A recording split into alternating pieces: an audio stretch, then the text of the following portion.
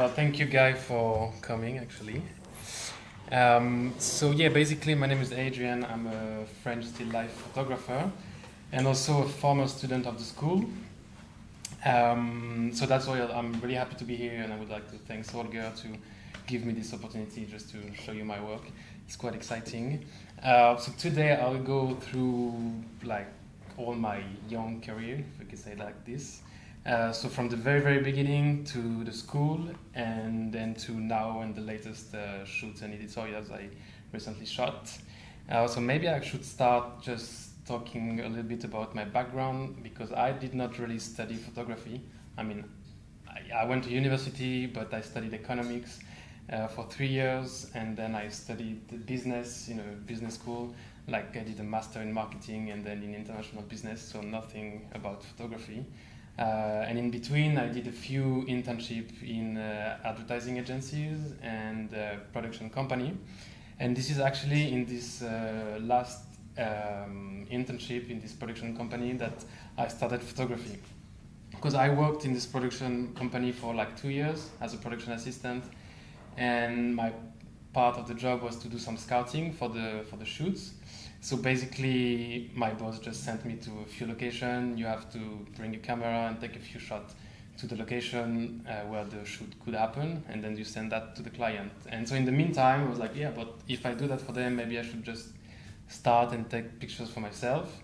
So this is how I just start with a few random pictures of the street. So at this time I was living in Barcelona. So the cool thing in Barcelona is like you have sun every day, so nice weather, very good architecture. So yeah, I just had my camera that my dad offered me a few months ago. Well, it's not super original, but that's the real story actually. And yeah, I just started to shoot what I found interesting in the street, some random object. So maybe there is a correlation with what I do now.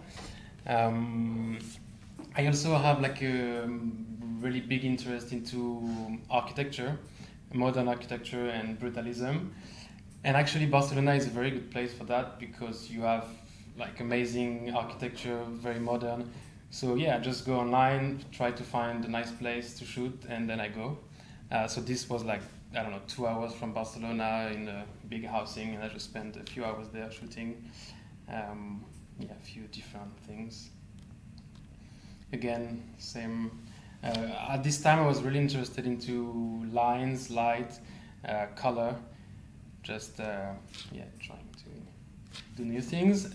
This picture actually, I shot it when I was doing a recce with my boss in this production company. So he was talking to the owner of the house, and I just had my camera with me, and I saw the swimming pool in the garden, and I just did a few shots. So I think it's quite nice at least at the beginning to bring your camera always with you and just take shots of random things, because in the end you can just end up with quite cool stuff, I guess. And yeah, still some architecture shot just about composition, colors, and yeah.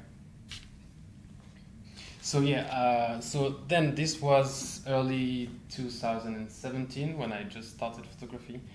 And then I remember I was talking to my dad, I was sending my pictures to my dad, and one day he just told me like, "But yeah, that's nice, but why don't you just include people in your picture, because it's always sometimes nice to have just people." Yeah.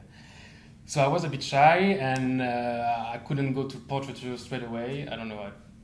So I just decided to continue those kind of pictures, but including people. So I started this project, and I think it was my first project about architecture, modern architecture and brutalism, that I started in Barcelona, and I continued it in London when I arrived. And I just include people in those pictures and trying to show how people evolve amongst those walls. Just if you have any questions, or if I spend too much time describing the picture, or if it's too quick or whatever, just ask me, because it's maybe better if we just have a conversation. I started this project, and it's almost the kind of same picture, but just with people in it. This, I'm sure you know where it is. It's the stairs of the Tate Modern. So that's a good thing is also in London because you have a lot of cool architecture for those kind of shots. And also, I used to spend a lot of time, because for that kind of pictures, it's not just architecture, it's not street photography, it's like a mix or an in-between. So I used to spend a lot of time trying to find the right place, the right angle, and also the right person. So for example, for this picture, I don't know, I maybe waited for like 15 minutes, just faking that I was texting someone, then the guy doesn't notice you, you know? And yeah, and I jumped on another, like on the stairs, I just found interesting, you know, the first line in the background, then the stairs and the white wall, and in the background you have those this building with the shadows, and the guy just showed up, so it was great. I took a few shots and then I just left. I'm not sure that he noticed me, but yeah, again, same kind of things. Well, to be totally honest with you, this one is staged. So in this project, some of the pictures are candid and others are staged.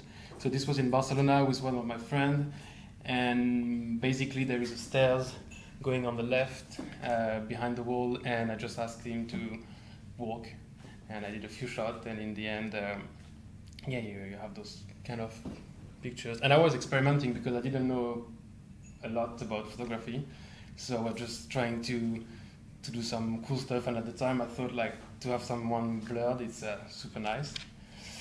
This one is also kind of staged, but the plastic bag is not actually. I just asked my friend to stand here, and it was a super windy day in a weird cemetery outside of Barcelona, super cool cemetery actually. And yeah, and I took a few shots, and then just the bag just showed up, so it was a funny picture. Again, some kind of architecture, street photography in Barcelona, and I've been waiting. I don't know. I was waiting again a few minutes or a few minutes for someone to show up, and then the guy showed up, and the pigeon as well, which is quite cool.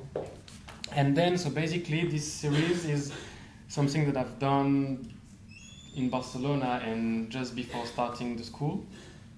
So I started school in July 2017. I did not know a lot about photography, to be honest. I just had my camera and I thought I wanted to do fashion photography. And after a few classes, I just decided that I want to do fashion photography. So I discovered portraiture and still life, product photography, and we had a few different classes like street and documentary, portraiture. And we just had some stuff to do, and I did a few different projects on the side of the school, and this is how I built my portfolio.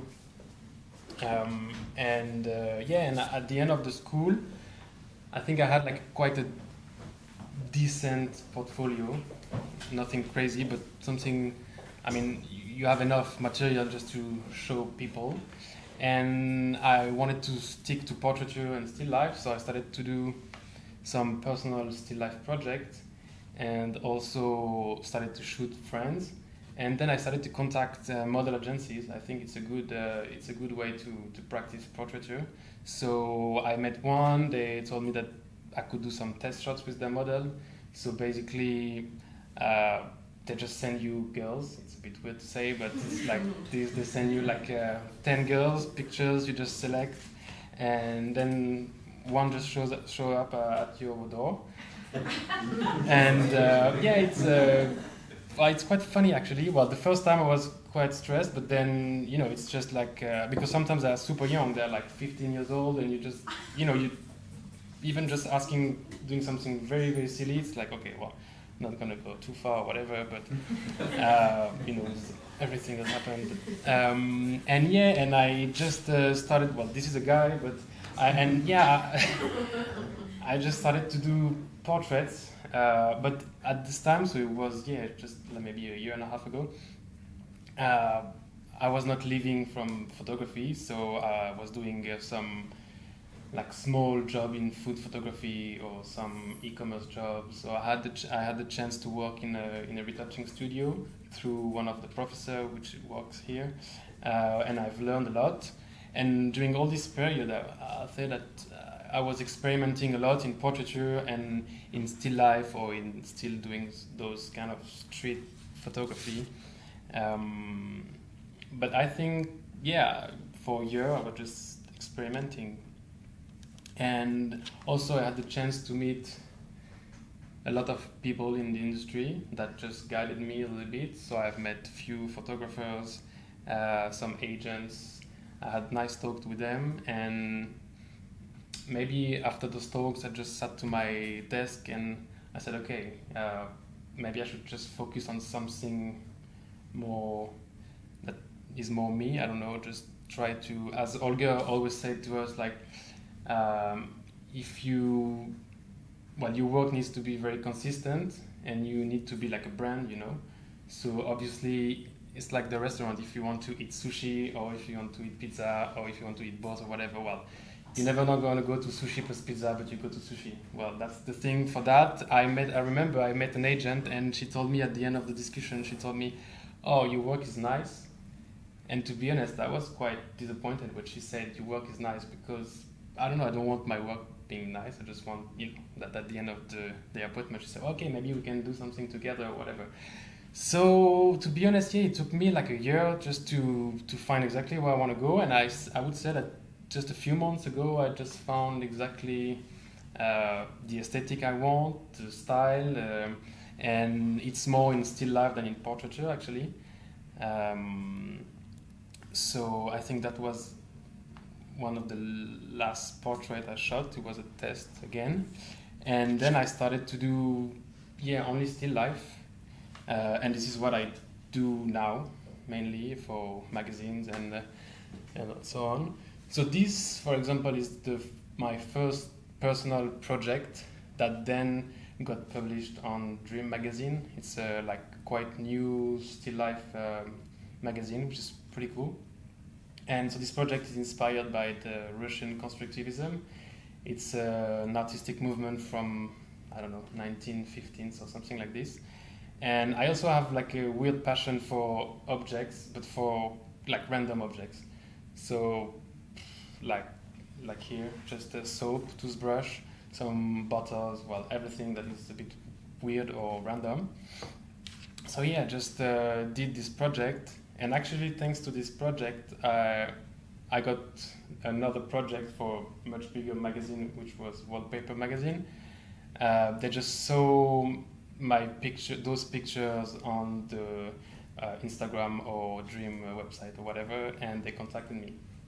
So it's also something else that I wanted to say. It's like, I think Instagram is really important, and I did not understand this before that perfect example. I think it's something that you should work on maybe much more than your website, which is a bit weird, and I don't like that, because I find much more interesting to spend time on your website and just trying to get something cool and maybe cooler than the other guy, and just trying to create something, because it goes with the picture in the end, you know, the way you present your pictures.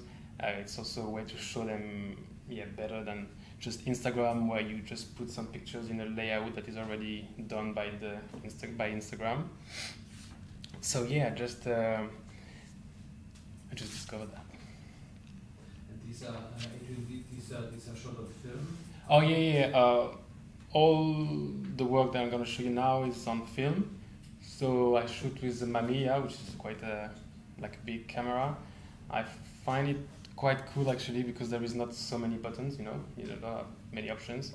You just put the film, and also as it's a medium format camera, you have only 10 frames. So I think for still life it's super cool, because it forces you to set up something straight away. So you don't have many options, you know, you can't take like 20 frames from the same setup.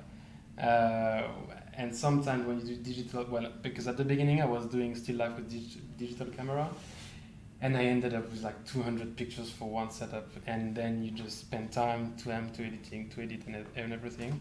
So yeah, I find it much more interesting to work on with film for that kind of picture. You take your time, you just take a few shots, and also because I don't know, I just like this camera and to touch it and just to put the film, and it's cool. And also, yeah, the other thing that I really like is the fact that you don't see the picture for a few days. It's because at the beginning, when I started photography, I was taking a few shots, and then right after that, I was retouching them and everything. And I think you don't have the time just to appreciate the picture. Well, at least for me, I need a few hours or a few days just to be sure that it's a cool picture, you know? Because sometimes you take a shot and you're so excited because it's something kind of different from what you've done before. But actually, if you spend a few hours, few days without watching them, then you watch them with a new eye. And sometimes they're going to be completely rubbish, and sometimes they're going to be good. And I think if you think that they're good, they're really good. Well, that's my point of view, anyway. So this is much recent work. Basically, I shot it here. It was a test for another series for Dream Magazine that is not out yet, so I can't show it. But yeah, I just wanted to test the light and everything. So I ended up at the end of the day with like 3 nice pictures, and I decided just to do it like a small series. Again, it's always with random object. Like the Hoover comes from the US. I waited that for like 2 weeks, and when it arrived, I was like super happy. I showed it to my flatmate, like look what I've got to shoot. And yeah, it's a bit I don't know. I like to spend hours. That's the other point. Like for still life, I think because a lot of still life photographer works with set designer. I know that I should work with more set designers, but I really like the fact that like all the process, you know, you think about the project, then you do your mood boards and everything, and then comes the time where you have to search about all the props. So you go on flea markets, I go on eBay a lot, Etsy, all this kind of stuff, Amazon, and I spend hour and hour trying to find the best object to shoot. And yeah, I think it's good to collaborate, but I don't know, I feel that if I collaborate too much with set designer, then all that part that I really like, it's someone else that is doing it. So yeah, it's something that so that's the same series. I also like to go very close to the object. Sometimes I do some classic mid shot and sometimes some close up. I don't know, I think it gives something completely different to random objects. It's almost like like you go very into the objects and there is like a kind of intimacy or So it's always, like as I said, it's always around the same theme. So like random or conceptions or all kind of things. And this series was for Nicotine Magazine, which is a US-based magazine. And so basically I thought that the magazine was really cool, and I sent them a project, like a mood board with a few lines describing what I wanted to do. And I sent that to them, and they just answered and said, yeah, well, if you want to shoot something for us, just go ahead. And then I created my own team. So I need to find a stylist, an assistant, and a studio. It's quite a small team. That's also what I like about still life photography in comparison to, for example, fashion photography. Sometimes fashion photography, you have too many people. It's quite, well, at least for me, it's quite stressful. You know, you have the makeup, you have the hair, you have the stylist, the assistant of the assistant, and then you have like 2 assistants. Well, it's a lot of people, and it's not only for, if you do a bad series, it's bad for you, but it's also bad for the stylist and for the makeup artist and for the hairdresser and for everyone, you know. So it's still life when it's like a small crew. Well, it's so bad is bad, but still, I don't know, I feel less pressure, and it's what I actually like. So yeah, this series was about everyday life activities. So the first shot was more about like shopping at the supermarket or whatever, and this is more about eating. The other one is like packing your stuff, and so yeah. And then so this is my latest project for Wallpaper magazine, actually.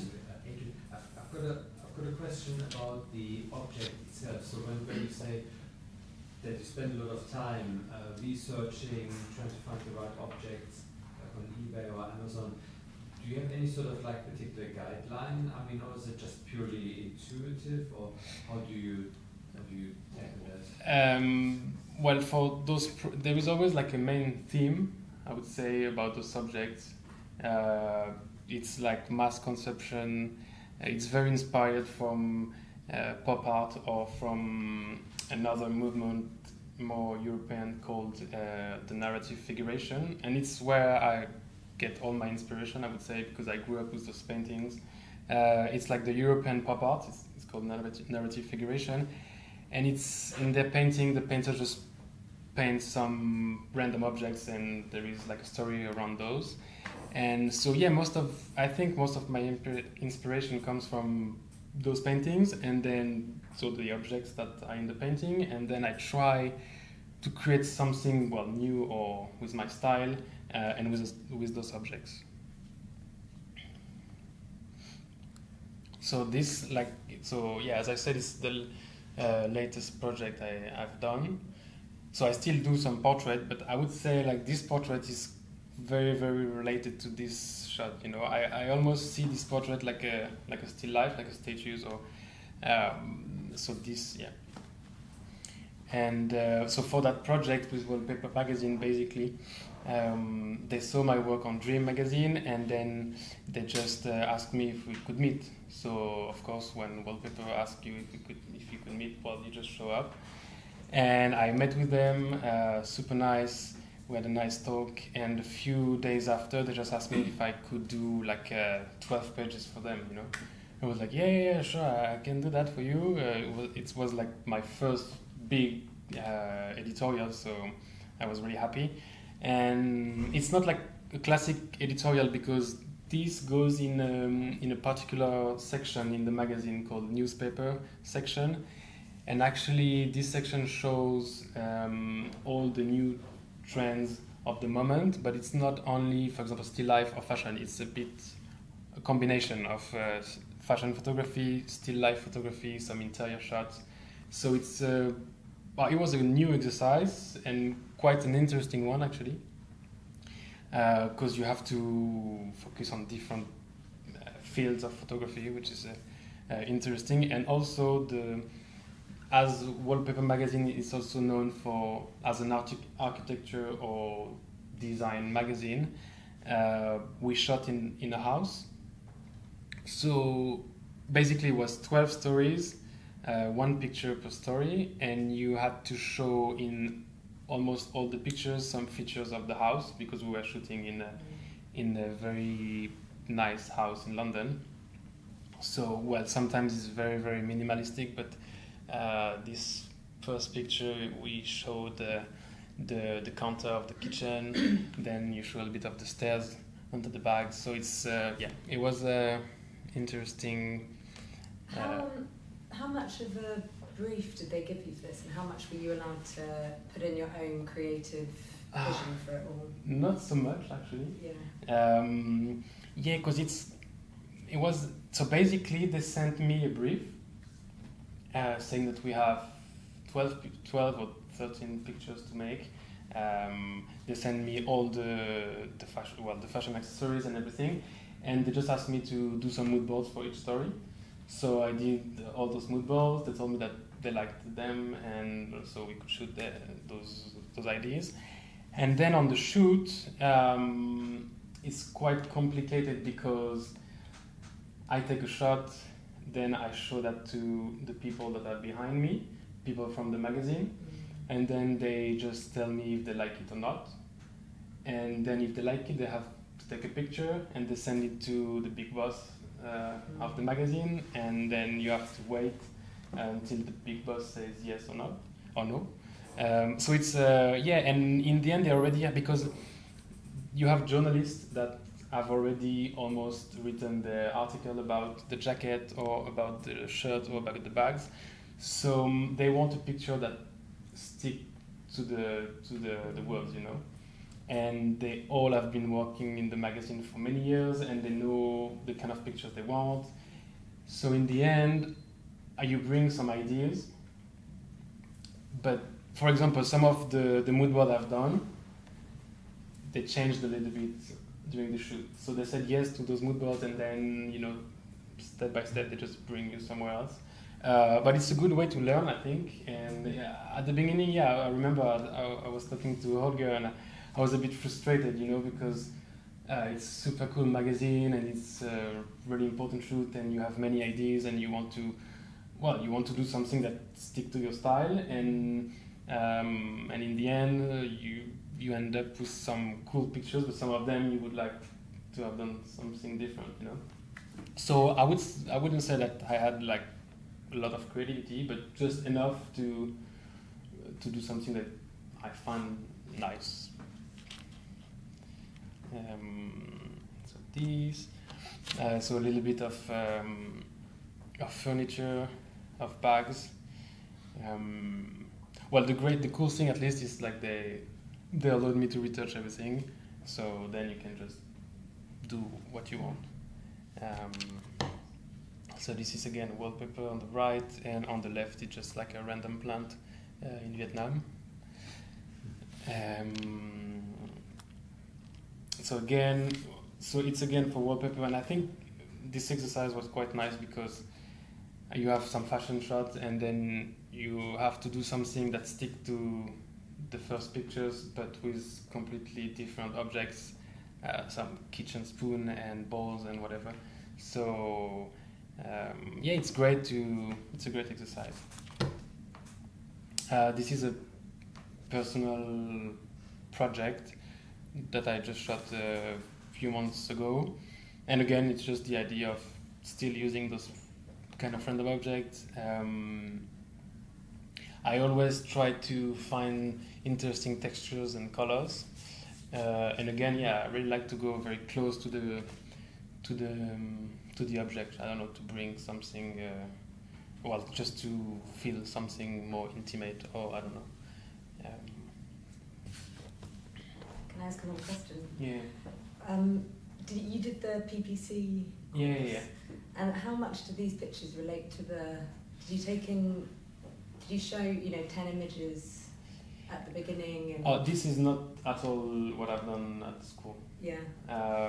Actually, you feel like a big departure? Or it's completely, it's, so all this from the first still life with the soap and toothbrush until the end is just 6 months of work, I would say, because it took me I would say a year to really understand, because I was doing some at the very beginning, at the end of the school I was doing some portrait, black and white, very contrasty, and then some still life with the same kind of contrast but in color, and I don't know, I thought it was maybe too common or too I don't know, but then I just decided to change a little bit, contrast the picture a little bit less, and just stick to still life and doing some portrait that are not so portrait, but maybe just like shapes. And so in the end, I think what I've done at the school helped me a lot to contact those agencies and to practice portraiture and to just experiment, and then I just I think the idea is still the same, especially for the still life. I'm still shoot those kind of objects, but maybe not with the same aesthetic or with the same, and also at the time I was shooting digital, and then I moved to film, so maybe it's also that changed the work. So this goes with, for those two pictures goes with this one. So it was this is in Hong Kong a few months ago, just in the street, and I just had an idea when I went there. It was to And well, I wanted at the end of the trip to have a few pictures that I could send to a magazine or whatever, because I went there for holidays, but I thought, okay, I should just try to get something, a series.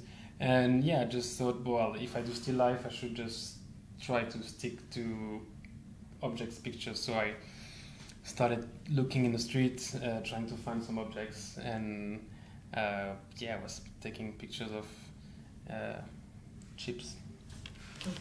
When, you know, that's because I was with my girlfriend, and obviously when you are in Hong Kong or Vietnam and you take pictures of chips, there is something that maybe is not very right in your head, you know. You just either take pictures of her or just of people or landscape or whatever. So yeah, and I carried the Mamiya, which is super heavy. I would not recommend to do that, but I just wanted to try street photography with a big medium format camera. I don't know if it's the best, but for some shot like this, it works. So that's I think the first editorial I did last year for a French fashion magazine. And again, so it was at the very beginning, I did just I proposed to the magazine a project, and they just said, okay, well, you can shoot it. So I just shot it, and yeah, I shot it at my place. So yeah, that's the other thing. I mean, I'm sure Olga told you that, and you saw some photographers. I think it's Richard Avedon, he only shoots with, well, he used to shoot with only one light on the side or one light face, but you don't need like plenty of light and, you know, like huge equipment. Just sometimes natural light works super, just a flash or continuous lighting and a polyboard, you know, and just a tripod in your camera, and in the end, you end up with nice pictures. This is again for the same magazine. Well, that goes with the picture with the blue egg box and the chewing gum.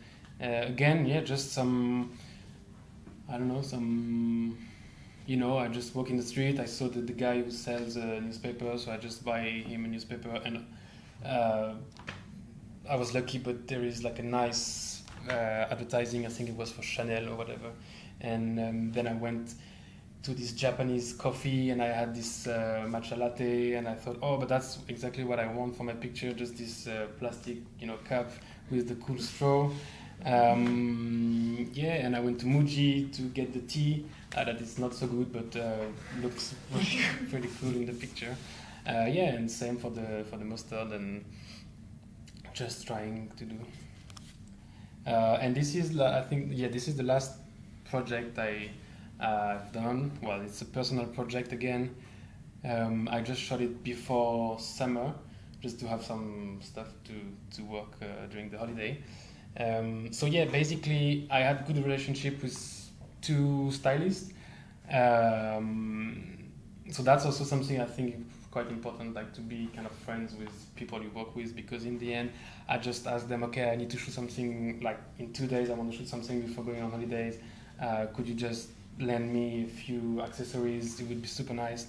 And yeah, then they just passed me a few stuff, and I mean, I think this bag is quite cool to shoot. It's a good brand, and the idea was to work about distortion, so still with some weird objects, and yeah, just shot it that, trying to distort and to play around.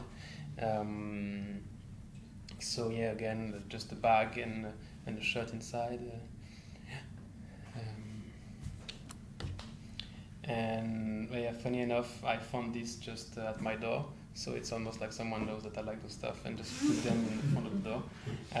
Yeah, and again, it's natural light at my place. Nothing crazy, but I think it works. So yeah, actually I think, yeah, that's the end of the presentation. It was quite fast, but if you have question, if you want me to show some other pictures, if you want me to explain other things. I actually have a question on those three pictures. The last one that you've shown, so you mentioned that you were working a bit with distortion, so yeah, with the same camera, the big one. Yeah. So how does it work? Like, how did you manage the blurry effect on the side? So basically, I had this idea of just distort the image by putting something very close to the lens. Well, I'm not the first one to do that, but I just bought a few perspex sheet, you know. I asked my flatmate, who works in a design agency, just to bring me some small glass pieces, like all those kind of stuff that could distort the picture, and then I just tried to distort it in front. So I just put them in front of the camera and took a few shots. So obviously I didn't use digital just to see how it is. I just used a few Polaroids. They are quite difficult to find, but you still can find some on eBay. It's quite expensive, but it works very well. And yeah, you just take a shot with the Polaroid, you see how it is, and then I took a few shots with the film camera, and I was lucky because you never know. I remember I was like looking in the camera, putting some stuff in front, and you know you shake your hand. You never know if it's exactly when you take the picture. You never know if it's going to be exactly what you've seen, because there is a moment. But yeah, it kind of worked.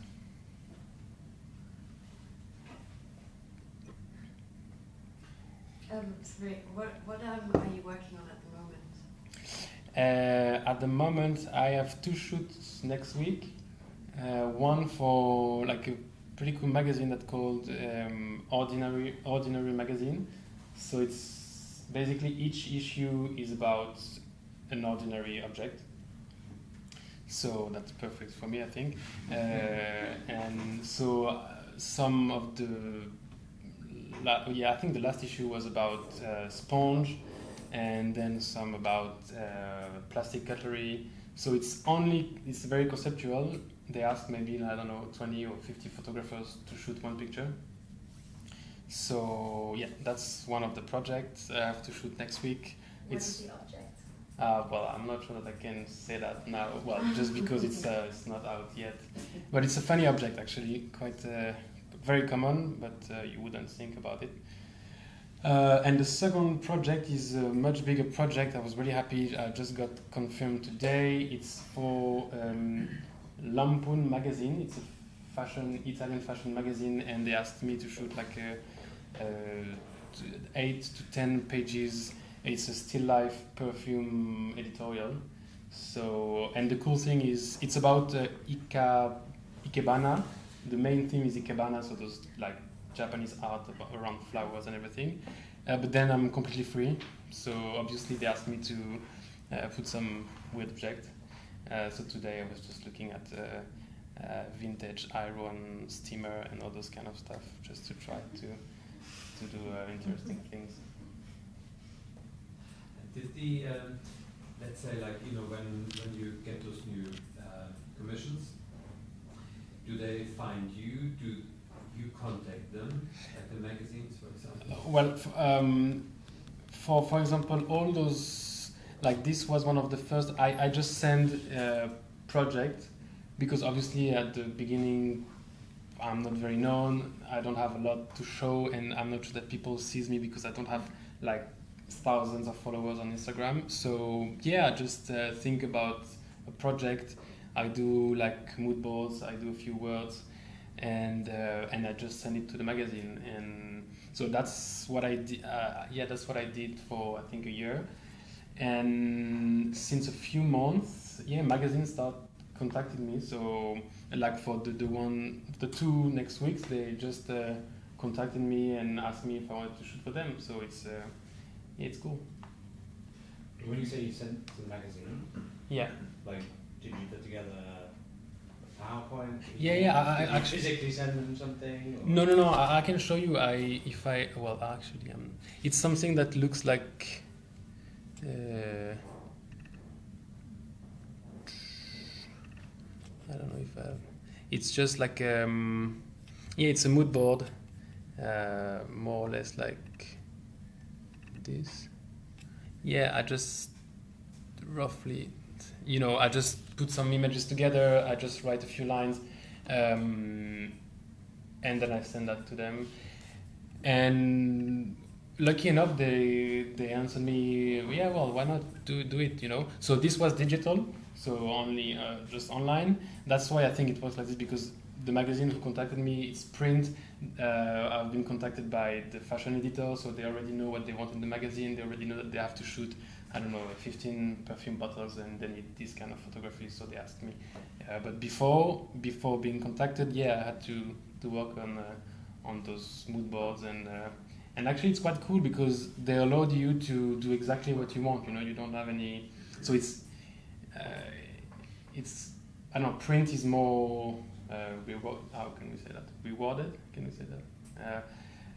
Digital, it's just digital. So but it's cool because you can just do whatever you want. You know. So it's a good way, I think, to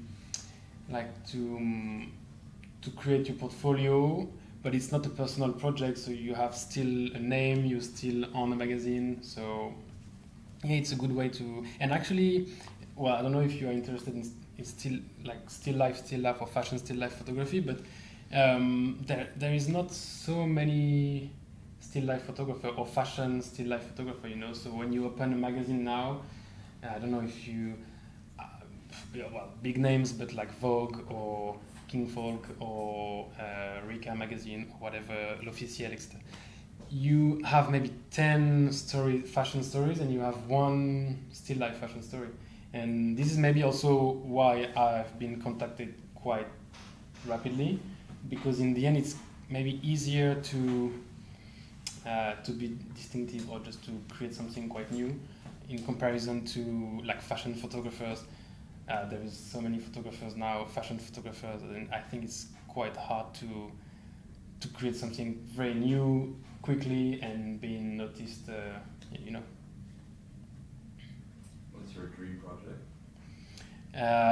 Well, that would be to, at the beginning, if we talk magazine, to be in like, you know, big magazine, just do something that I really can express what I want to do for, I don't know, big magazines. And then, because obviously now I want to do commission work, so I'd like to do like either fashion, still life, or more advertising, but because I need to live and make a living out of it. So yeah, I think it's step by step, you know. It's now working on for good magazine, then good brands, maybe at some point just get an agent, and that could help me to develop my work, and obviously I would like to expose my pictures and have enough work to do like still life exhibition, you know, with some personal work and some actually magazines pictures that I've shot, or just trying to do this because in the end in London I've been living here for 2 years, and which is not a lot, but I've been to many exhibitions, and I think still life is growing, but I've never seen, like, maybe I've missed it, but I've never seen a solo still life exhibition, you know.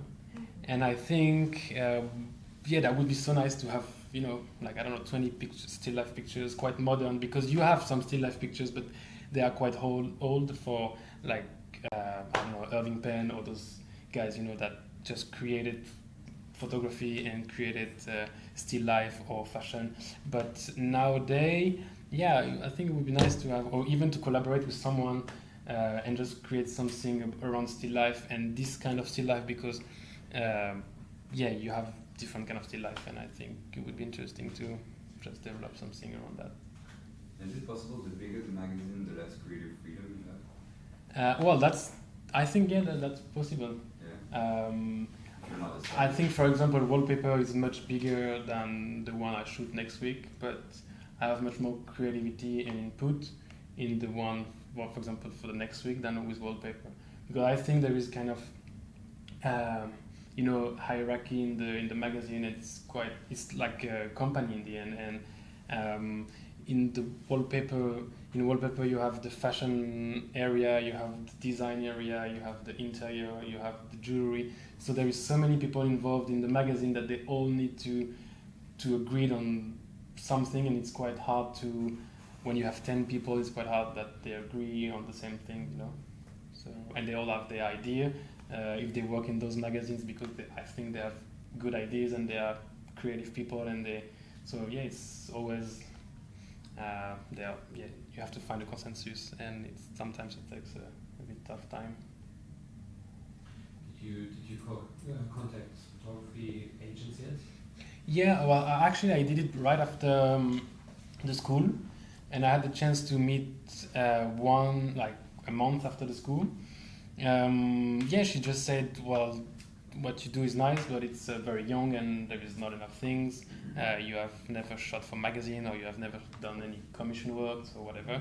So, but it was great, just for yourself to see that, like a professional, and I think a top professional, just notice that your work is not so bad and can potentially see something commercial in your work.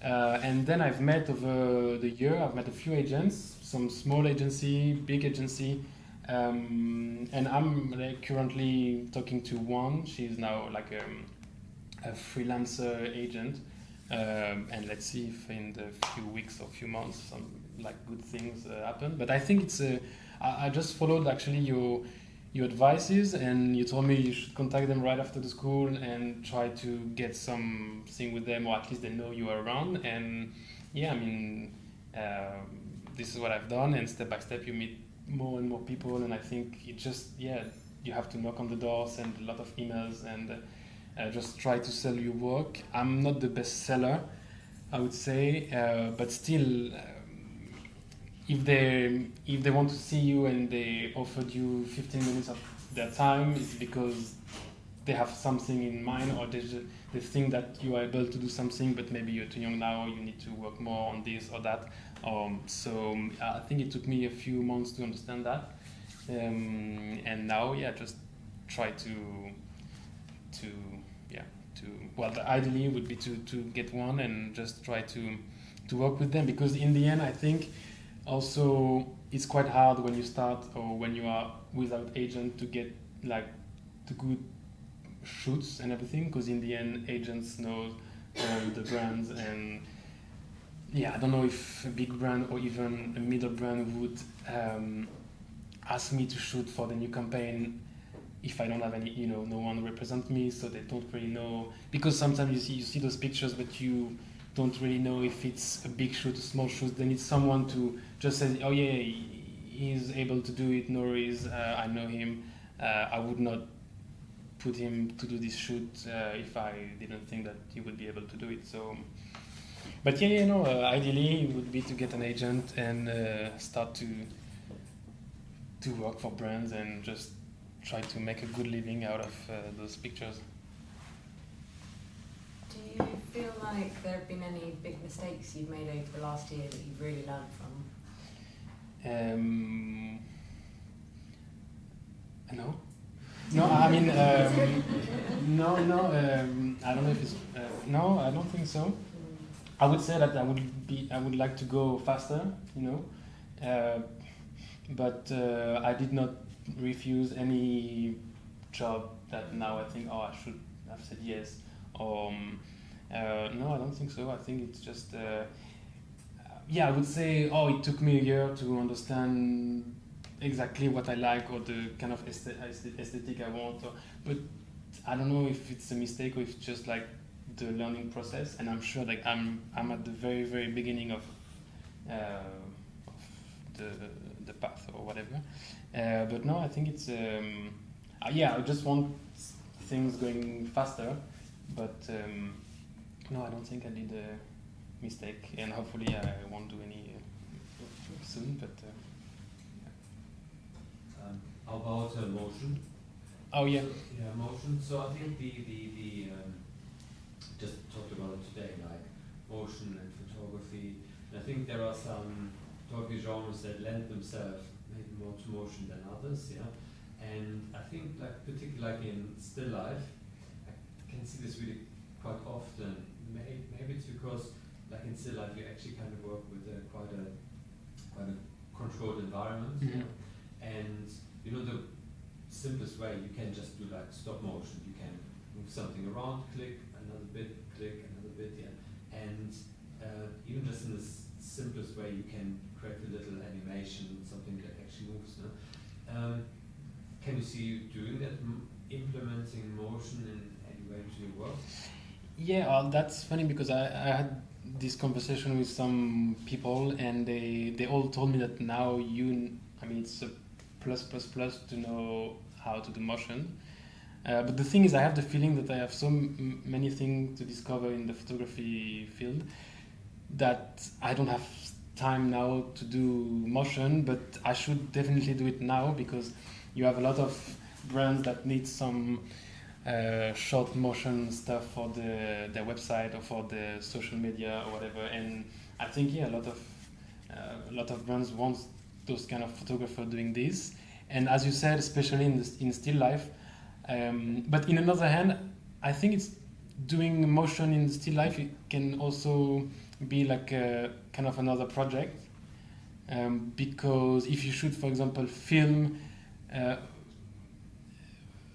If you should film and you do those kind of still life, then you have to think to how can I, if we don't do, you have to think how to move those elements, but obviously how can they move if you don't want to see anyone in the picture, So I think it's, when I think about a project like, for example, this or all the other kind of still life, I don't think at all about motion, but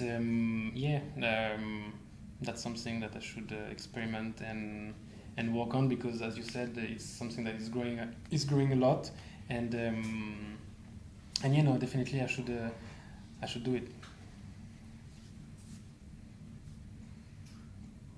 Any other questions? Okay, thank you so much then.